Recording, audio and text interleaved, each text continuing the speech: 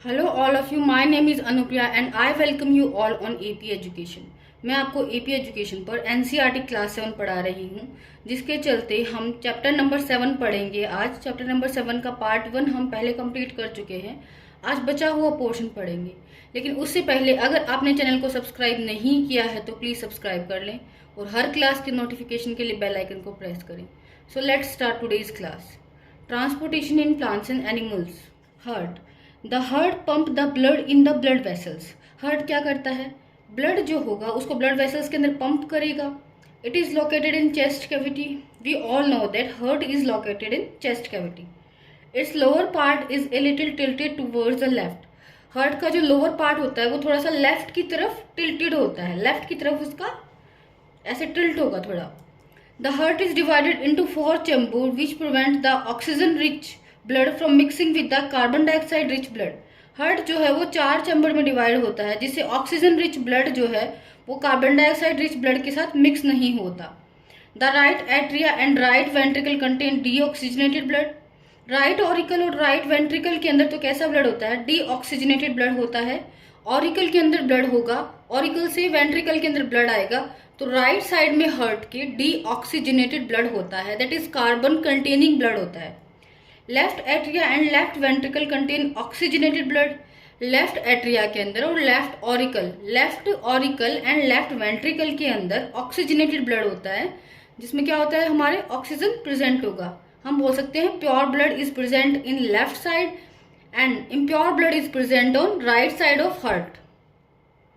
The atria and ventricles both are individually divided into themselves into 2 chambers with the help of walls.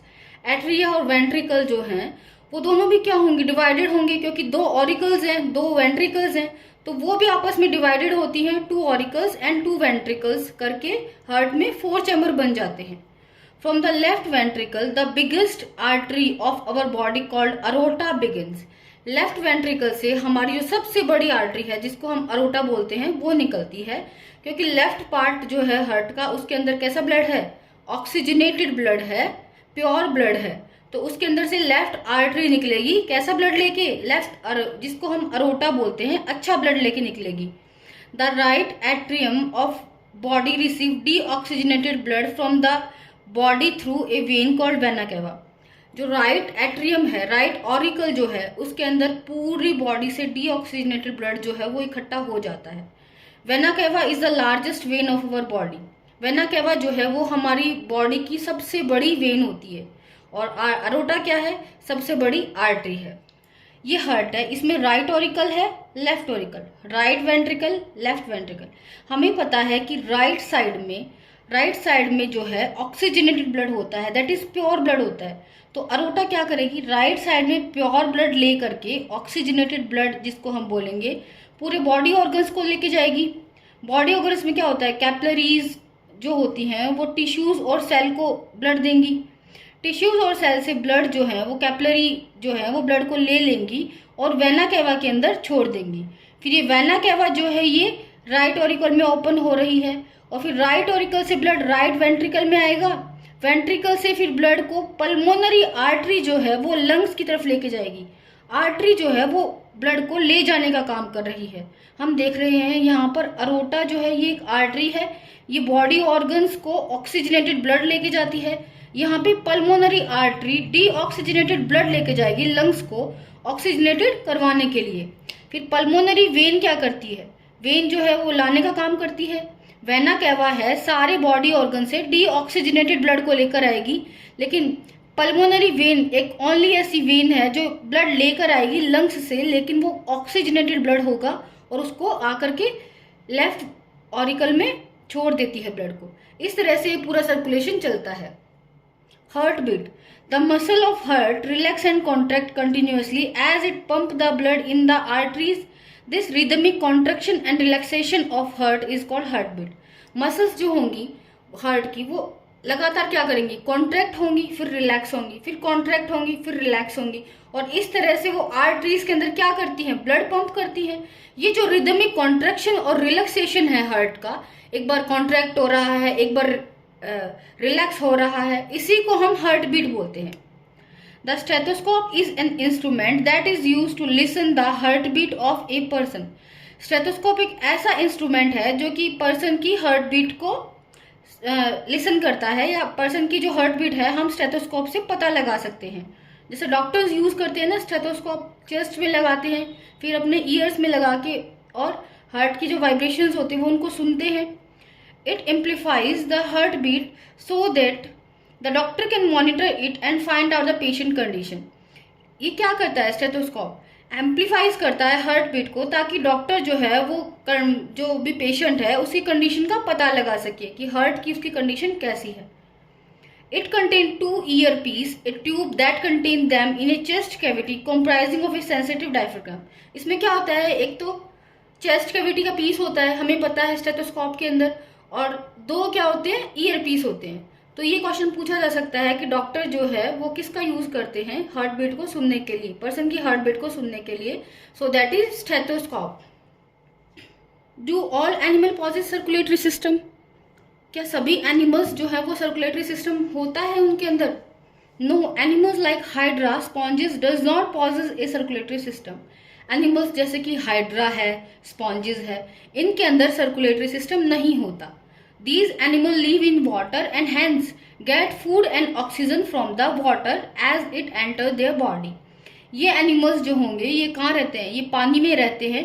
जैसे पानी इनकी body के अंदर enter करेगा तब ये उससे ऑक्सीजन भी ले लेंगे और फूड भी ले लेंगे। As the water come out of their bodies, it take away the carbon dioxide and waste material out of body. जैसे ही पानी बाहर आएगा बॉडी से तो वो कार्बन डाइऑक्साइड को और वेस्ट मटेरियल को बाहर लेकर चला जाएगा। इस तरह से जो लोअर ऑर्गेनिजम्स होते हैं लाइक हाइड्रा एंड स्पॉन्जेस, उनके अंदर सर्कुलेटरी सिस्टम नहीं होता और उनको सर्कुलेटरी सिस्टम की नीड ही नहीं होती, क्योंकि वो डायरेक्ट वाटर के कांटेक्ट में होते हैं। तो वाटर जब डायरेक्ट कांटेक्ट में आएगा तो वो उससे फूड भी ले लेंगे, ऑक्सीजन भी ले लेंगे, और वाटर जब डायरेक्ट कांटेक्ट में आकर के बाहर जाएगा तो वो कार्बन डाइऑक्साइड को भी और जो भी एक्स्ट्रा वेस्ट है उसको रिमूव कर देगा बॉडी से। Excretion in animals, the cell in animal release some waste product as they perform different function. अब सेल जो है वो अलग अलग फंक्शन परफॉर्म कर रही है तो वो कुछ ना कुछ वेस्ट भी रिलीज करेगी। जैसे हम चिप्स खाते हैं तो चिप्स में हमने चिप्स तो खा लिया लेकिन उसका वेफर जो रह गया वो वेस्ट है, तो जैसे रैपर उसका रह गया वो वेस्ट है। इसी तरह से सेल जो है हमारी वो भी कुछ ना कुछ वेस्ट प्रोडक्ट रिलीज करती है। These waste products are toxic and hence they must be removed from the bodies of living organisms. ये जो वेस्ट प्रोडक्ट जो कि सेल रिलीज कर रही है वो कैसे हैं, टॉक्सिक हैं, हमारे लिए हानिकारक हैं, और इनको लिविंग ऑर्गेनिज्म की बॉडी से रिमूव करना तो बहुत जरूरी है। The process of removal of waste product in the cell of living organism is called excretion. वो प्रोसेस जिससे कि हम वेस्ट रिमूव करते हैं सेल से, सेल अपना वेस्ट रिमूव करती है by the process of excretion. तो जो रिमूवल ऑफ वेस्टेज का प्रोसेस होता है उसी को हम एक्सक्रीशन बोलते हैं। The excretory system is a system in living organism that undergo excretion. अब ह्यूमन बींग्स के अंदर क्या होता है कि एक्सक्रीटरी सिस्टम होता है जिसके थ्रू एक्सक्रीशन होगा। उसमें क्या होंगी, 2 किडनीज होंगी, 2 यूरेटर होंगे, एक ब्लेडर है और एक यूरेथ्रा है। The excretory system consist of different organs. Excretory system क्योंकि पूरा एक सिस्टम है तो वो अलग अलग ऑर्गन्स से बना हुआ है, जिसमें क्या आएगा, kidneys, ureter, urinary bladder and urethra. तो एक्सक्रीटरी सिस्टम है, उसके कितने पार्ट हैं, 4 पार्ट्स हैं। Kidneys, there are 2 organ called kidney present in our body. हमारी बॉडी में 2 किडनी प्रेजेंट होती है। The kidney contain blood capillaries that filter out unwanted substance from the body in the form of urine. Kidney के अंदर क्या होती है, blood capillaries होती हैं जो कि अनवांटेड सब्सटेंस को क्या करेंगी, फिल्टर करेंगी in the form of urine. Urine जो है वो अनवांटेड सब्सटेंस है और ब्लड आएगा किडनी के पास, किडनी क्या करेंगी, उसमें से फिल्टर करेंगी ब्लड को और उसमें से यूरिन को अलग कर देंगी। यूरिन इज वेस्ट, और ब्लड को, जो प्योर ब्लड है, उसको अलग कर देंगी। Urinary bladder, the urine produce by kidney is stored in urinary bladder. अब जो यूरिन किडनी ने प्रोड्यूस किया है वो यूरिनरी ब्लैडर के अंदर क्या हो जाएगा, स्टोर हो जाएगा। अब कौन स्टोर करेगा, ureters. There are 2 tube like structure which connect the kidney and the urinary bladder together हमने देखा कि यूरेटर जो होती हैं ये किडनीज होती हैं दो, उससे दो यूरेटर निकलती हैं। तो यूरेटर की सहायता से ही किसके अंदर, यूरिनरी ब्लैडर के अंदर यूरेटर के थ्रू ही यूरिन आएगा। They allow passage of urine from kidney to bladder. इस तरह से यूरेटर जो है वो अलाउ करते हैं कि किडनी से यूरिन जो है वो ब्लैडर के अंदर आ जाए, और कनेक्ट करने का काम करते हैं किडनी को और ब्लैडर को urethra. There is a muscular tube through which the urine moves out of the body. ये क्या होता है, एक मस्कुलर ट्यूब होता है urethra, from where the urine moves out of the body. Different organism excrete different waste. अब अलग अलग ऑर्गेनिज्म जो है वो अलग अलग वेस्ट को एक्सक्रीट करते हैं। The major excretory product in human is urea. Humans के अंदर जो सबसे एक्सक्रीटरी प्रोडक्ट है, मेजर एक्सक्रीटरी प्रोडक्ट है, अगर हमसे पूछे कोई ह्यूमन बींग्स के अंदर, तो हम बोलेंगे कि urea is the major excretory product. The urine consists of toxic waste 2.5%, urea 2.5% and water 95%. Urine के अंदर 2.5% तो क्या होते हैं, अदर वेस्ट होते हैं, 2.5% यूरिया होगा, 95% जो होता है यूरिन के अंदर वो वाटर होता है। The way in which waste chemical are removed from the body of an animal depend upon availability of water. कितना वाटर अवेलेबल है, इस तरह से इस पे डिपेंड करता है कि हम किस तरह से वेस्टेज को रिमूव करते हैं अपनी बॉडी से। जैसे fish and aquatic animal excrete ammonia in water, क्योंकि अमोनिया को ज़्यादा पानी की ज़रूरत होती है रिमूव करने के लिए, और फिश और एक्वेटिक एनिमल्स जो होते हैं वो पानी में ही रहते हैं, तो उनका जो एक्सक्रीटरी प्रोडक्ट है वो अमोनिया होता है, फिशेज का और एक्वेटिक एनिमल्स का। Bird, snake and lizard excrete semi solid white coloured uric acid. अब बर्ड्स हैं, स्नेक्स हैं, लिजार्ड्स हैं, जिनके अंदर क्या होता है, वाटर की कमी होती है, वो सेमी सॉलिड जो होगी यूरिक एसिड उसको एक्सक्रीट करेंगे। How sweat is useful to us. Sweat contain water and some salt and hence in getting rid of toxic waste from the body. Sweat के अंदर क्या होता है, कुछ तो पानी होता है और कुछ वाटर्स होते हैं। इस तरह से स्वेट भी एक तरीका है जिससे हम वेस्ट प्रोडक्ट को अपनी बॉडी से रिमूव करते हैं। और स्वेट क्या करता है, also the sweat evaporates from our skin, it take up our body heat and this makes us feel cool specially during the summer days. अब हमें जैसे स्वेटनिंग हो ही रहती है, पसीना आया रहता है, तो पसीना जैसे हमारी बॉडी से इवेपोरेट होता है, पसीना जब इवेपोरेट होता है तो कुछ हीट भी वो अपने साथ लेके चला जाता है। इस तरह से स्वेट जो है वो हेल्प करता है हमारी कि हम कूल फील करें, हम ठंडा फील करें। हमने एनिमल्स के अंदर ट्रांसपोर्टेशन पढ़ा, अब हम पढ़ेंगे कि प्लांट्स के अंदर ट्रांसपोर्टेशन की प्रोसेस है वो किस तरह से होती है। The roots of plant absorb the essential minerals and water from the soil.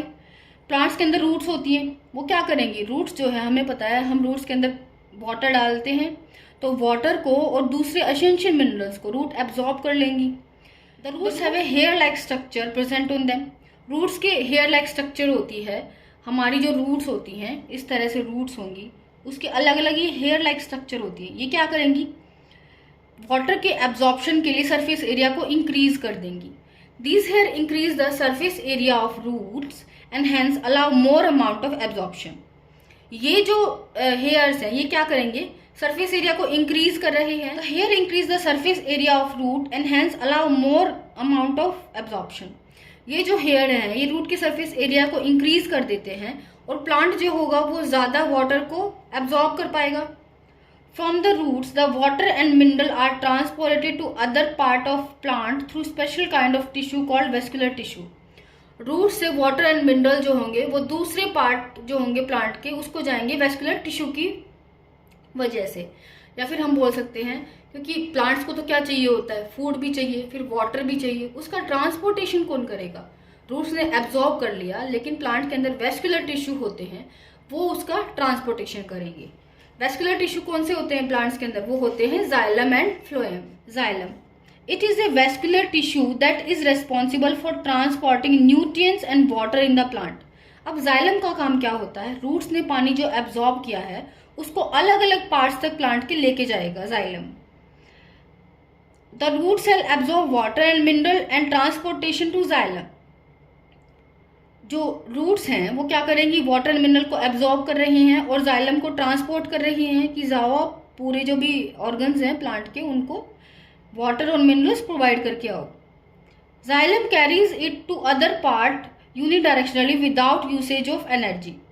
अब जाइलम जो है वो अलग अलग पार्ट्स को लेके जाएगा यूनिडायरेक्शनली, एक ही डायरेक्शन में जाइलम अलग अलग बॉडी पार्ट्स को पानी देगा और क्या देगा, जो भी एसेंशियल मिनरल्स हैं वो देगा जो कि रूट्स ने एब्जॉर्ब किए थे। और इसके अंदर एनर्जी का यूज नहीं होता, without the use of energy xylem ये सब करता है। अब फ्लोएम क्या है? फ्लोएम अनदर वेस्कुलर टिश्यू है। It is a vascular tissue that transport the food produced by leaves to all part of plants. अब लीव्स, हमें पता है कि लीव्स के अंदर प्लांट्स जो है अपना फूड मैन्युफैक्चर करते हैं, लेकिन खाली लीव्स को ही तो फूड नहीं चाहिए, सभी बॉडी पार्ट्स को फूड चाहिए। तो फ्लोएम क्या करता है कि फ्लोएम की वजह से, जैसे लीव ने फूड मैन्युफैक्चर किया, तो फ्लोएम जो है वो ट्रांसपोर्ट करता है food different part of body. This flow is bidirectional, ये जो फ्लो है ये बाई डायरेक्शनल होता है। And utilizes energy, this is also known as translocation. इस प्रोसेस के अंदर एनर्जी का यूटिलाइजेशन होगा। जब फूड ट्रांसफर होता है प्लांट के अंदर एक पार्ट से दूसरे पार्ट में, वो फ्लोएम के द्वारा किया जाता है और इसके अंदर यूटिलाइजेशन ऑफ एनर्जी होगा और इसी को हम ट्रांसलोकेशन भी बोलते हैं। So this was all about today's class. I hope आपको अच्छे से क्लास समझ आई होगी। अगर आपको चैप्टर अच्छे से समझ आ गया है तो please like, share and subscribe this channel. Thanks for watching.